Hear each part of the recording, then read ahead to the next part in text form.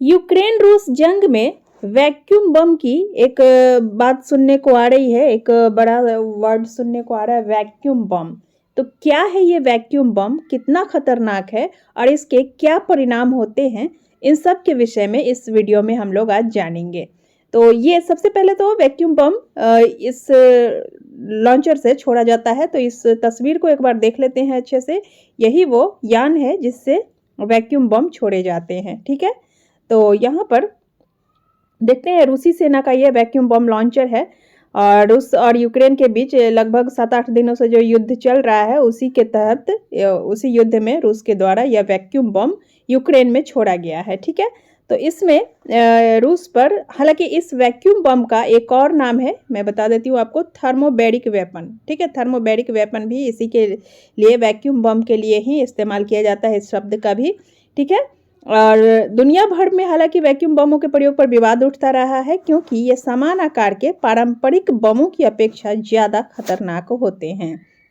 अब देखते हैं कि वैक्यूम बम काम कैसे करता है। तो वैक्यूम बम को एरोसोल बम भी कहा जाता है। ठीक है, इसके साथ ही इसे फ्यूल एयर विस्फोटक भी कहा जाता है क्योंकि इस बम में एक फ्यूल कंटेनर लगा होता है। ठीक है, जिसमें 2 अलग विस्फोटक चार्ज लगे होते हैं।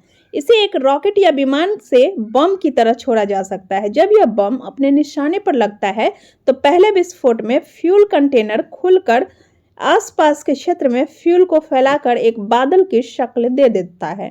यह बादल किसी भी इमारत में घुस सकता है जिसे कि पूरी तरह से सील न किया गया हो। ठीक है, अगर वह इमारत सील ना हो तो यह बादल उस इमारत में भी घुस सकता है और इसके बाद इस दूसरे विस्फोट में इस बादल में ही आग लगती है जिससे आग का एक बड़ा गोला पैदा होता है।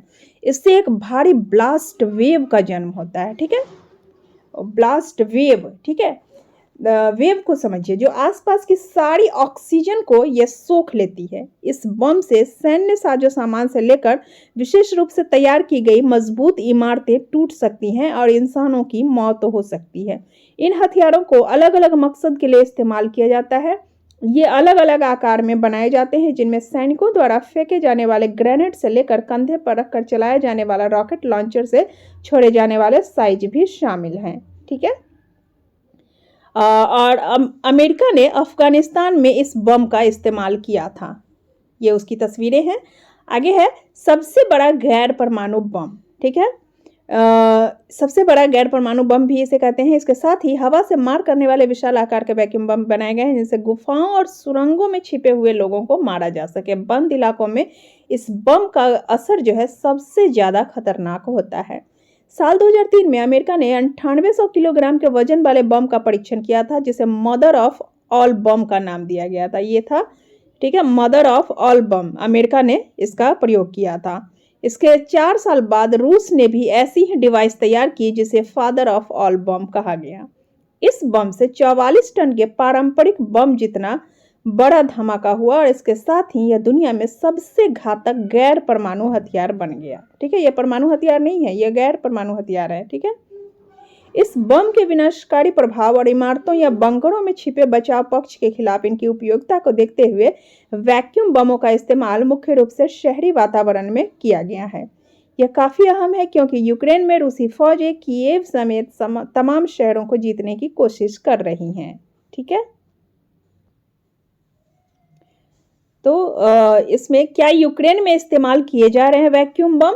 अमेरिका में यूक्रेन के राजदूत हैं ओक्साना मार्कारोवा। इन्होंने रूस पर वैक्यूम बमों का इस्तेमाल करने का आरोप लगाया है। हालांकि अब तक इस दावे की आधिकारिक पुष्टि नहीं की गई है और पिछले कुछ दिनों में यूक्रेन में थर्मोबैरिक बमों को लॉन्च करने वाले रॉकेट लॉन्चर हालांकि देखे गए हैं। ये है वही रॉकेट लॉन्चर है जिनसे वैक्यूम बम छोड़े जाते हैं। वैक्यूम बमों को इस्तेमाल करने के लिए कुछ नियम भी बनाए गए हैं। तो इन नियमों के, ये किस तरह के ये नियम हैं अंतर्राष्ट्रीय स्तर पर, इसको देख लेते हैं।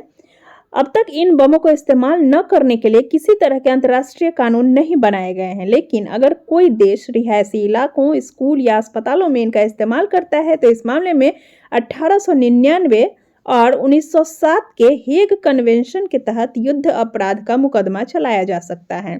इंटरनेशनल क्रिमिनल कोर्ट प्रोसिक्यूटर करीम खान ने कहा है कि उनकी अदालत यूक्रेन में संभावित युद्ध अपराधों के मामलों की जांच करेगी। वैक्यूम बमों को इससे पहले कहाँ इस्तेमाल किया गया, अब देख लेते हैं वैक्यूम बमों का इतिहास क्या है, इससे पहले भी क्या ये यूज हो चुके हैं। तो इससे पहले देखते हैं कहाँ पर इसका इस्तेमाल किया गया है। वैक्यूम बमों को सबसे पहले द्वितीय विश्व युद्ध के दौरान जर्मन सेना ने इस्तेमाल किया था, लेकिन इन बमों को 1960 तक व्यापक रूप से विकसित नहीं किया गया था, जब अमेरिका ने वियतनाम में इन बमों का इस्तेमाल किया।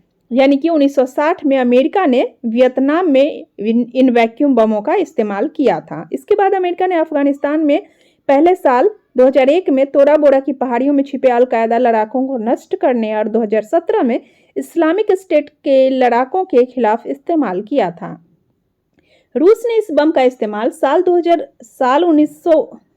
1999 में चेचन्या युद्ध के दौरान किया था और ह्यूमन राइट्स वॉच ने इस कदम की निंदा भी की थी। रूस द्वारा बनाए गए वैक्यूम बमों को बशर अल असद सरकार ने कथित रूप से सीरियाई गृह युद्ध में भी इस्तेमाल किया था। सीरिया के राष्ट्रपति बशर अल असद, इनकी सरकार ने सीरियाई गृह युद्ध में इनका इस्तेमाल किया था। ठीक है, से वैक्यूम बम यानी कि फादर ऑफ ऑल बमों के विषय में आज हमने इस वीडियो में पढ़ा। नेक्स्ट वीडियो में फिर से मिलते हैं किसी नए टॉपिक के साथ। धन्यवाद।